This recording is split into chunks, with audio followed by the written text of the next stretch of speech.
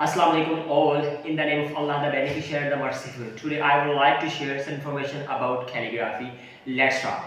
आज हम कलम पे बात करेंगे, कलम की क्या इंपॉर्टेंस है और कलम करते वक्त कौन सी इंस्ट्रक्शन आपने माइंड में याद रखनी होती है। जब इसकी नोक राइट की तरफ होती है, ये उर्दू और अरबी का स्टाइल होता है। जब इसकी निब अपोजिट होती है, राइट के अपोजिट लेफ्ट की तरफ होती है, इंग्लिश और मैथ का स्टाइल होता है। और नोक को यूटिलाइज करते वक्त 0% स्ट्रेस रखते हैं, इतना स्ट्रेस नहीं करते हैं नोक पे। और नोक आती कैसे है, नोक यूज़ कैसे होती है, बड़ी किसी का बच्चों को नहीं पता होता।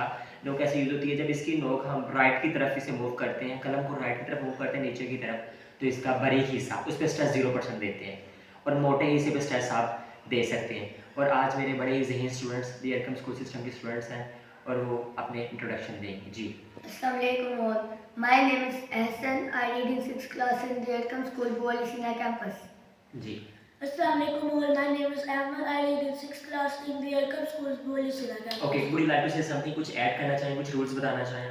मैं बताना चाहूँगा कि जब हम कलम को साफ करते हैं तो नीचे से ऊपर को करते हैं। अगर हम ऊपर से नीचे को करेंगे तो हमारी कलम की निब खराब हो जाएगी। जी बेटा।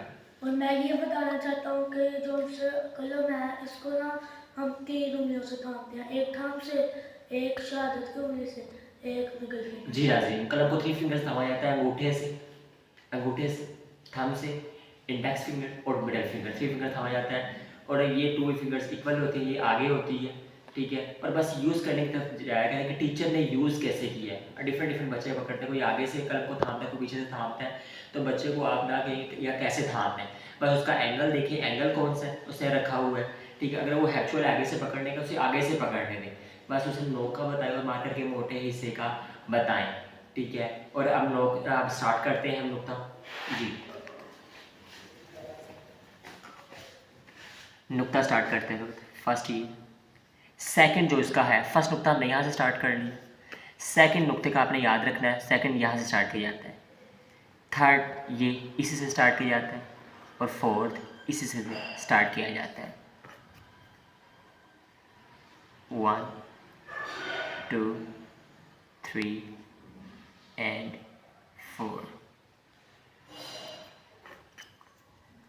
दोबारा देखिए, 1 2 3 and 4। अगेन देखिए, 1 2 3 4। जी नाज़रीन, मशक किसे कहते हैं? मशक का मतलब ये है कि आपने पूरा पेज फिल नहीं कर, आपने बड़े आराम से लिखना है। और जैसे एक चीज़ कॉपी पेस्ट किया गया, बड़े आराम से लिखना है मशक को आपने, जब मशक का।